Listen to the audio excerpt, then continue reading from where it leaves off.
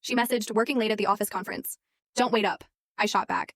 Hope you and Jake from accounting enjoy the presentation.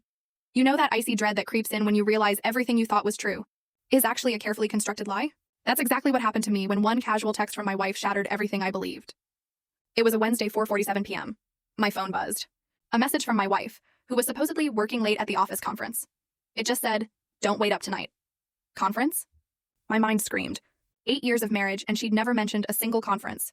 Never. This was the woman who complained for weeks about mandatory meetings, for crying out loud. And here she was, dropping this bomb like it was nothing. The timing was all wrong, too. We had dinner plans.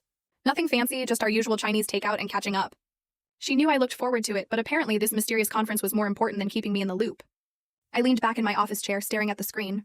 The tone of the text. It was just off. Usually her messages were chatty, full of details, even complaints.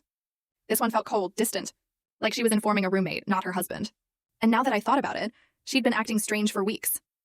Coming home later, taking phone calls in another room, vague answers about her day. Then there was Jake from accounting.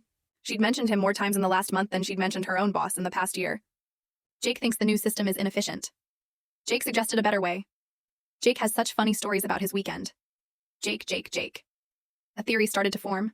A horrible, gut-wrenching theory. My fingers flew across the screen. Hope you and Jake from accounting enjoy the presentation. I hit send. The response was immediate. Not she typed a reply immediate.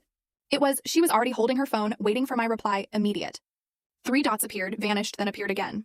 She was panicking. Then my phone rang. She never called during work hours. Hey, honey. Her voice was higher than usual, strained. Just got your text. Why would you mention Jake?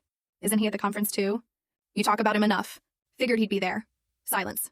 Then a nervous, forced laugh. Oh, well, yes, maybe. It's a big conference. Lots of people from different departments. I wouldn't know who all is attending. Interesting. Yesterday, she told me Jake was on a special project with her department. Today, she didn't know if he'd be at their conference. What's the conference about again? I asked, pushing it. More silence. It's about new compliance procedures. Very boring stuff. You know how these corporate things are. Oh, I knew exactly how these corporate things were. And I also knew her company's fiscal calendar. They never scheduled major conferences in the middle of the quarter. Too busy with actual work. Sounds exciting, I said, my voice dry as a desert. What, until 11? Then there's networking afterward. Networking until midnight on a Wednesday. Your boss is really pushing the full story video added in below.